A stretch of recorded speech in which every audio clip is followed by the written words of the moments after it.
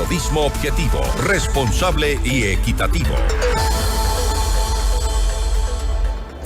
A través del decreto ejecutivo 312, el presidente de la República, Daniel Noboa, ordenó al Ministerio de Salud poner en funcionamiento equipos médicos de diagnóstico en los hospitales públicos del país en un plazo máximo de 90 días. Vamos más allá de la noticia. Notimundo Estelar en FM Mundo con María del Carmen Álvarez. Nos acompaña a esta hora el doctor Enrique Terán, él es asesor de la Alianza por la Salud. Doctor Terán, muy buenas tardes y gracias por acompañarnos. Le saluda María del Carmen Álvarez. ¿Cómo está, María del Carmen? Buenas tardes y a quienes nos acompañan de igual manera. Gracias nuevamente por estar aquí junto a nosotros, doctor Terán. Así es, el primer mandatario pues ha dado este ultimátum a gerentes de hospitales públicos y coordinaciones zonales de salud para que se cumpla finalmente con lo que se ha dispuesto en este decreto ejecutivo. Caso contrario, y así se ha señalado, quienes no lo hagan van a ser removidos de sus cargos. ¿Qué decir de esto, doctor Terán, cuando el problema de que no se brinda pues la atención adecuada a pacientes en realidad va mucho más allá? Bueno, creo que todos tenemos plena conciencia que el señor presidente está obrando con buena fe, pero habría que preguntar la practicidad que tiene este decreto 312. Porque desafortunadamente una de las problemáticas más grandes que se enfrenta en la gestión pública es el temor a las sanciones. Somos un estado que hemos creado una hiperregulación, un hipercontrol y una cultura de sanción en la cual los funcionarios que son designados para una función directiva, lo primero que reciben como advertencia es que tengan cuidado con Contraloría, que tengan cuidado con lo que firman, que tienen que ver que los procesos no sean luego sujeto de sanción. Y es por esa razón que la capacidad del Estado, y no se diga del Ministerio de Salud Pública, es paupérrima en términos de ejecución. Nosotros cuando analizamos el gasto real, la mayoría de los fondos que se ejecutan son los de pago de nómina, pero aquellos que son para inversión, infraestructura y demás adolecen de una ejecución adecuada. Ahora el señor presidente les pone un ultimátum y les dice en 90 días o serán removidos del cargo. Vamos a ver al final de los 90 días cuántos cambios se van a tener que dar, porque habrá mucha gente que va a preferir dejar su puesto antes que poder hacer la implementación. Un segundo elemento, María del Carmen, como todos sabemos, es que la ley de contratación pública es engorrosa por demás, y mientras no se desmarañe ese proceso, tan solo una solicitud de mantenimiento, de evaluación, no se diga de compra, va más allá de los 3 a 6 meses. Por lo tanto, puede convertirse en un decreto impráctico desde el punto de vista de ejecución. Si no se modifican otras legislaciones, si no se autoriza que se puedan proceder con compras extraordinarias y que no se garantice que no se perjudique al mismo tiempo al Estado, difícilmente se va a lograr. Ahora quedaría entonces en blanco y negro como otros tantos documentos de obligatoriedad que finalmente nunca se han puesto en práctica, como usted lo dice. Ahora, también hay que tomar en cuenta que en los hospitales públicos el problema, esta crisis, que hay que recalcarlo, no es de este gobierno. Esta crisis se viene arrastrando desde hace ya muchos años de gobiernos anteriores que no han hecho absolutamente nada. Vemos que en los hospitales públicos, doctor Terán, faltan medicinas, faltan insumos médicos, falta las citas que se den de forma adecuada, porque a veces los pacientes con la urgencia que tienen de recibir tratamiento les dan citas para meses después. Es decir, es un problema muy, muy complejo. Es decir, usted bien lo ha dicho, ¿en cuánto tiempo podría de verdad resolverse algo tan grave? Es que nosotros tenemos que ejecutar una reingeniería en el Sistema Nacional de Salud, María del Carmen. Las cosas como están definitivamente no funcionan y no van a funcionar si seguimos insistiendo en lo mismo. No es una cuestión solo de equipamiento, no es una cuestión de infraestructura, es una cuestión también de talento humano, de También. profesionales de la salud suficientes, que existan recursos desde el punto de vista de instrumental, de dispositivos, de medicamentos, de forma tal que nosotros migremos de un estado en el que actualmente estamos orientados a la curación hacia la prevención. Y de esa manera empecemos a descongestionar los hospitales, empecemos a utilizar aquellos sitios de atención primaria, secundaria, en la que la gente acuda y reciba la atención que necesita. Entonces, en esa realidad, no es tan sencillo como simplemente decir que se tiene que atender, se tiene que cumplir. Ujú. Creemos nosotros que por eso debe hacerse procesos de veeduría para garantizar que los cambios que se quieren implementar efectivamente ocurran. Caso contrario, lo que sucede es que se generan decretos tras decretos que al final no se traducen, no se transforman en un beneficio para la población. Si la gente, el usuario final, se queja, es porque definitivamente algo no está funcionando bien. Entonces, ojalá nosotros lo que podamos realizar sea un proceso conjunto en el que se decida qué es lo que se puede ofrecer, Ujú. qué es lo que definitivamente no se puede ofrecer para evitar inclusive la situación actual que le ha forzado al señor presidente a tener que disponer que se transfieran 100 millones Así para es. pagar deudas pasadas. Pero eso es apagar el incendio ahora. ¿Y después qué va a suceder? Vamos a volver a endeudarnos nuevamente hasta que nos amenacen otra vez que ya no atienden. Entonces, si no se genera un fondo especial para cubrir medicación de esos pacientes con enfermedades raras, catastróficas, si la Asamblea Nacional no legisla para la gente, si no se traduce en una ley de enfermedades raras, en una ley de discapacidades, el gobierno central no puede tampoco proceder de forma acorde. Entonces están en deuda con nosotros los asambleístas, Ujú. no solo el gobierno central. Ojalá nos escuchen y eviten que esto siga siendo un problema sin resolver, como ha sucedido en los últimos 15 años aproximadamente.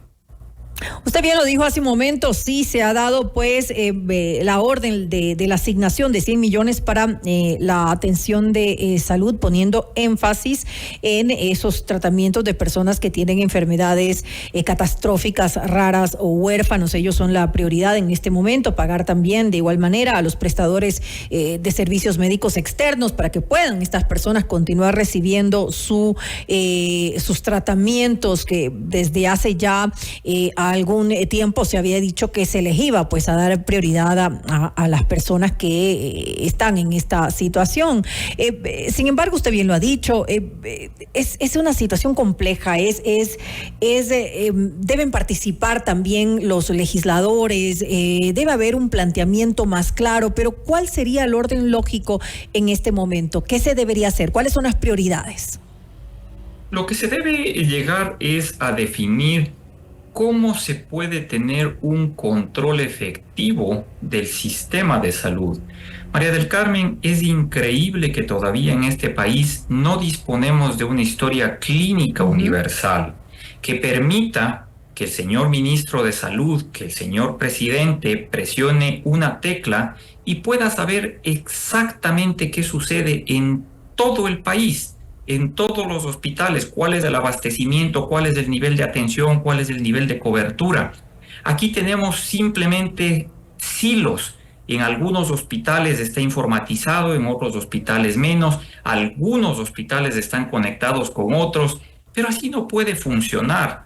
Entonces no puede ser que la salud se maneje con hojas de Excel. Ya hemos superado esa etapa. Estamos en el siglo XXI, inteligencia artificial, y por lo tanto hay que progresar en ese sentido. La desinformación es el preámbulo de la equivocación. Entonces, si no disponemos de cifras, de datos, de información, las decisiones se toman de forma antojadiza y eso no puede seguir sucediendo. Mire usted que en el caso que nos compete, enfermedades raras, venimos desde el gobierno anterior intentando que se haga un registro de los pacientes con enfermedades raras. Se creó una herramienta que se llamó el RUER, que decidió el Ministerio de Salud Pública que era de autorregistro. El propio paciente tiene que registrarse. ¿A quién se le ocurre eso? Pero más allá, hicimos el esfuerzo, se motivó a la gente y resulta que nos comunican que se ha perdido la información, que desapareció y que hay que comenzar de nuevo. Eso es jugar con el dolor de la gente. ¿Cómo podemos estar todavía en esa miseria humana de pedirle al paciente que una y otra vez esté contando su enfermedad, su problemática, sus necesidades? Eso debe venir del Estado. ¿Cómo es posible que los hospitales no puedan aprovisionar esa información y decir, yo recibo 10, 20, 50 pacientes? Es que estamos muy mal todavía. Es decir, no nos olvidemos. Sí, diga. Ni siquiera entonces conocemos la realidad de la problemática que tenemos en el sistema de salud, porque al no tener los registros estamos a ciegas también entonces. Por supuesto, es que de ahí parte el problema. ¿Cómo puede usted proyectar el gasto si usted no sabe a cuántos usuarios tiene que atender? En salud, los gastos jamás se reducen, porque los pacientes no desaparecen, los pacientes crecen. Entonces yo tengo que actuar de forma consecuente. Mire usted que el señor presidente, de forma acorde a lo que la Constitución dispone, cuando mandó la partida presupuestaria o la proforma presupuestaria, a la Asamblea, consideró el incremento en las dos cosas sensibles que la Constitución manda, 0.5% del PIB de incremento en salud y en educación. Misteriosamente, cuando nosotros revisamos qué es lo que el Ministerio de Salud en la administración anterior propuso, reduce el presupuesto en medicamentos en cerca de un 15%. Y uno dice, ¿cómo es posible? Si estamos quejándonos que no hay medicamentos y el Ministerio de Salud Pública reduce, pese a que le incrementaron el presupuesto. Entonces algo no cuadra. Y esto no es cuestión del ministro de Salud, discúlpeme usted, porque es más fácil achacarle a la cabeza. Pero los funcionarios de carrera del ministerio no han cambiado en los últimos 10, 15 años y esa gente sabe perfectamente dónde está el problema. Pero como ya hemos visto en casi todas las instituciones, no hay voluntad para resolver el problema. Entonces, claro, al señor ministro lo que le va a tocar es llamar a esos mandos medios y tomar acciones. Porque si no le están haciendo quedar bien, si no le hacen ejecutar lo que debe, entonces esa gente no debería estar ahí. Tiene que haber cambios. Tenemos que empezar a hablar claro. Tendrían que haber cambios entonces, si es que no se toman las acciones necesarias. Ahora, si se diera esto de los 90 días para poner en funcionamiento los equipos médicos en los hospitales públicos, es decir, plazo máximo, ¿no? Es decir, hasta el 26 de septiembre tendrían que estar funcionando los equipos médicos. Sin embargo, eso no es...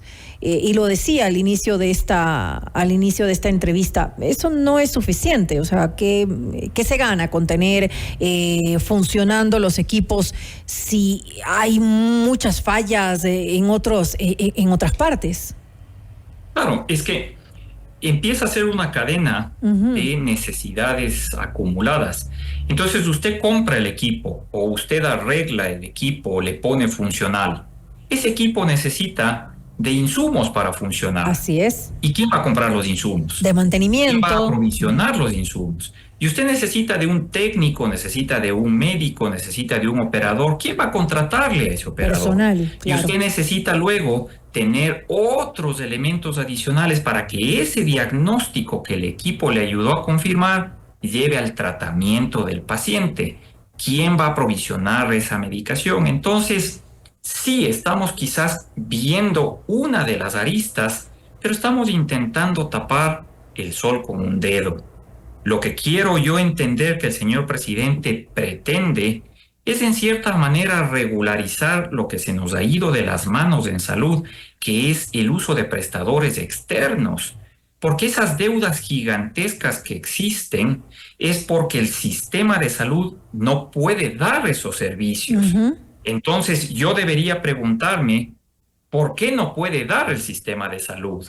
Y seguramente ahí vino la explicación, es que no tenemos diagnóstico, no tenemos equipos, no tenemos esto. Ok, o sea que si tienen equipos, van ustedes a hacerse cargo y ya no vamos a tener que pagar a un tercero. Poco probable que eso suceda. Ya tenemos años esperando que eso pase y seguimos duplicando gastos. Seguimos contratando a terceros que nos brindan un servicio a los que siempre, entre comillas, María del Carmen, se amenaza, les vamos a auditar, les vamos a vigilar.